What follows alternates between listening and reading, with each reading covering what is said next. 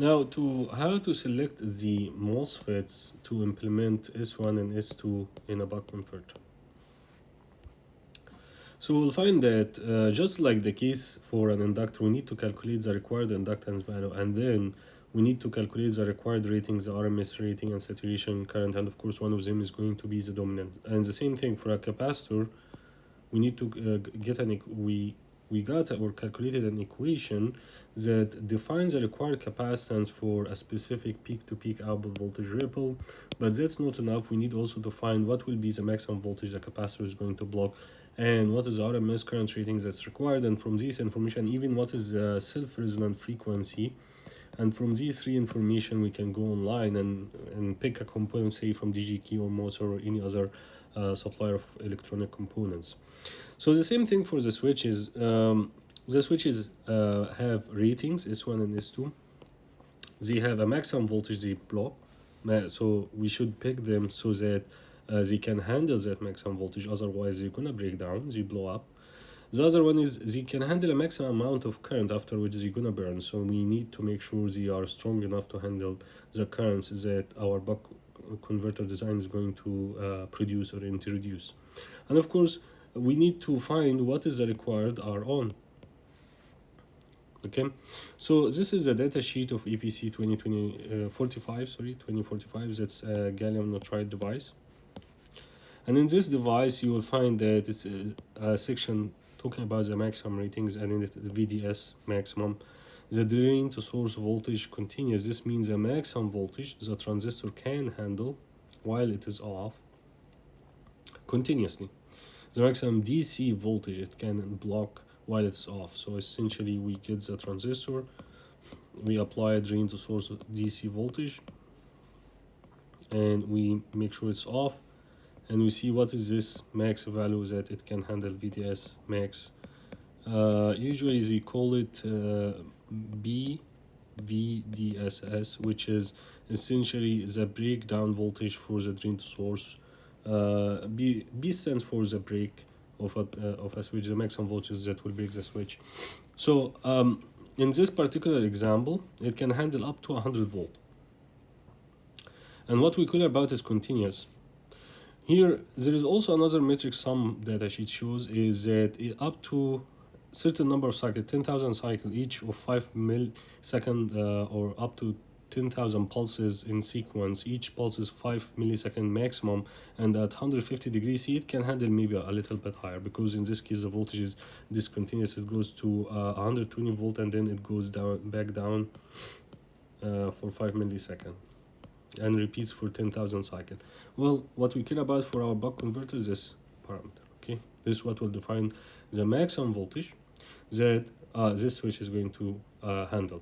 So according to our design, when S2 is on, the S1 is off. So S1, the maximum voltage across at VDS will be essentially whatever the maximum value of the input voltage. And vice versa, you will find the maximum voltage that S2 is going to block is equal to Vm. So when we select a switch, we should select a switch with a maximum drain source voltage that can handle Vn. However, the common practice is to select the rated voltage of the switches that we are going to buy to be a little bit higher, such that if BVDSS is the maximum voltage the data sheet is saying or stating about the FET, 0.8 of that breakdown voltage is equal to Vn. So we leave like 20% of BVDSS as a margin, because there will be some spikes and during transient and due to any parasitic inductances. Okay, so we don't, like, if the Vn is 100 volt, we don't just go pick a switch that's 100 volt. We pick a switch with a rated voltage that's 80% of that rated voltage of the switch will produce 100 volt. Okay.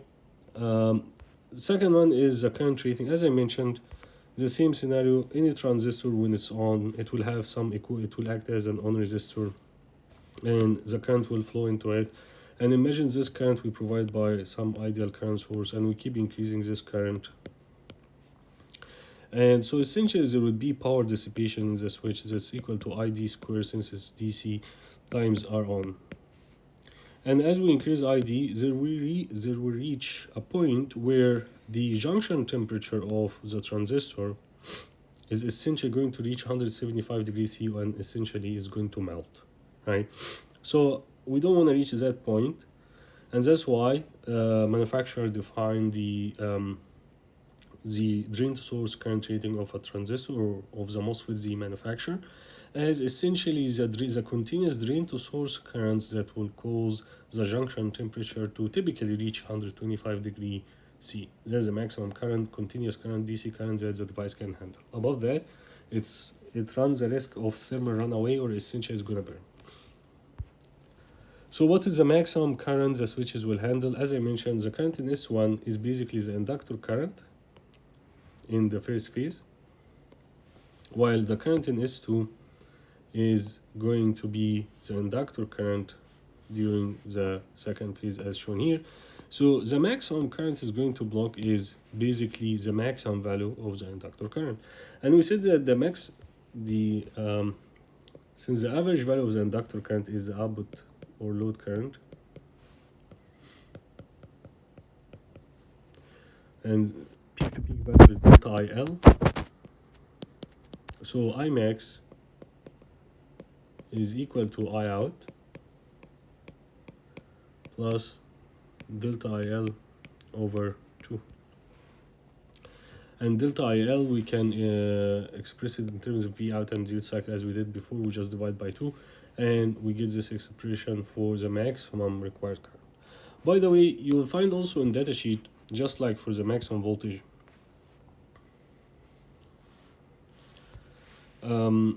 for ID, the maximum current, that's the maximum rating table in the datasheet, there is continuous DC current. The maximum is 16 ampere. However, if it's pulse at 25, so it's periodic pulse of 300 microsecond, or if it's just a pulse of 300 microsecond at 25 degrees C, it can handle up to 130 ampere. But as engineers, we like to lean towards safety, so we take the 16 ampere as the rating, and even 80% of the 16 ampere as the maximum current the transistor should see in our design.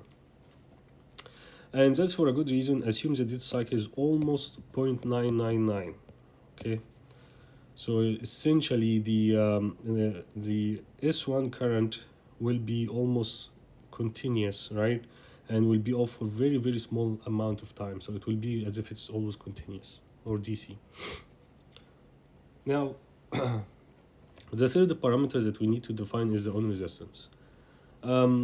My experience is generally with power management integrated circuits. So I do the layout and design of actual power management integrated circuits and energy harvesting circuits using CMOS technology. And so in that case, the design variable will be the switch width, because in the layout of the chip, I could select any width I would like for the switch. But if we are doing PCB level, discrete level implementation, then the data sheet tells us what is the on resistance of the switch. So which switch should we select? And if you go to any supplier or DGKey or any other supplier, Infineon, you will find that transistors are essentially arranged by their on resistance, maximum voltage, and maximum current. So how we find that? Well, first of all, we know that theoretically the buck converter efficiency is 100%. Why? Well, the output voltage, assuming lossless operation, S1 and S2 are lossless, L is lossless, C is lossless, then input power will reach the output power. Very logical. The output voltage is the duty cycle time, the input voltage. And we said the input current will take the reciprocal ratio, so essentially it will be the I out, which means that I out is IN over D. Okay, so we found V out and I out. So the output power, which is V out times I out, is equal to dVn times I out, which is IN over D. So D cancel D and we get Pn. And there you go. the output power is equal to the input power. So the efficiency, which is the ratio between the output power and input power, is equal to 100%. However, in reality, the efficiency is little less than 100%. Why? Because these switches are not ideal. In a realistic situation, they are made out of silicon semiconductor material. And essentially, you will find if you open the data sheet of any of the switches, this is, I think, APC. Again, this is another gallium nitride switch, FET. You will find in the data sheet a finite value for the RDS on. When the gate to source voltage of the transistor is 5 volt, it will essentially not act as a short circuit as in the case of an ideal switch. It will have a specific drain to source on resistance equal to nominally 380 milliohm, or essentially 0.38 ohm. And this resistance will consume power, right? And so not all of the input power will reach the load, but some of them will be lost as conduction loss in S1 and S2. So how we calculate this conduction loss? Well, we know that the loss in a resistor, if you have a resistor R and you have some current varying with time, and you want to calculate the loss, you want to calculate the RMS current, the RMS value of this current, square it multiplied by R, this will be the power loss. Okay, so first we need to find the waveform of the current in S1 and S2 while they are on, and then calculate its RMS value. The conduction loss in S1 will be its RMS current square times its own resistance according to the data sheet, and similarly for S2, the power loss in S2. As given here, so the conduction loss in S1 is the RMS value of the current in S1 times R on, and B conduction 2 is the RMS current value of the the RMS value of the current in S2 times its equivalent on resistance S2 from the data sheet. So what is the current looks like? As I mentioned before, the current in S1 is basically the inductor current in the first phase, as shown here. That's the current in S1, and the current in S2 is the inductor current in the second phase, as shown here. And remember that last video we calculated the RMS current value of the inductor, right? And we found that it has a DC component and or ripple, and we said that they are orthonormal, so essentially we can square the DC component alone plus 1/3 delta IL over 2 square. Okay, delta IL is the peak-to-peak value of the inductor current ripple. Okay, interestingly, you will find that the RMS value of this waveform, if you calculate it, you just multiply the inductor RMS value square, you just multiply it by D, the duty cycle. And for S2, since it's on for 1 minus D times the duty cycle, you just multiply it by 1 minus D, as shown here. So the RMS current square for S1, the RMS value of the current in S1 will be basically the inductor current RMS value square, we just multiplied by D. And similarly, the RMS value square for the current in S2 is basically the inductor RMS current value that we discussed last video, we just multiplied by 1 minus D. And then the conduction loss, we just multiplied by R on for S1 and R on for S2. And then the efficiency, we say it's the output power divided by the input power. The output power, we know it.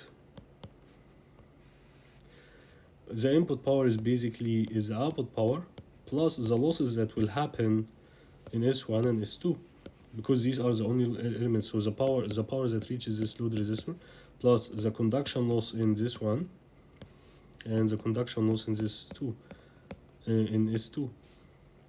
So P out plus B conduction plus P conduction 2, that's the power that will be taken from the input, because L is lossless, C is lossless, or we assume they are lossless. So plus P conduction 1 or S1 plus P conduction S2, And then we just divide the numerator and denominator by P out. So we get 1. And if we divide this by P out, so we get 1. And then we get the conduction loss of S1 plus S2 divided by P out, which we call it the normalized conduction loss. Normalized conduction loss is basically the conduction loss in S1 and S2 divided by the output power. And this, of course, this is 1 and this is a number, the denominator is a number larger than 1, so its efficiency will be less than 100%. So now we can calculate the conduction loss in S1 and S2. We can get an expression for the efficiency.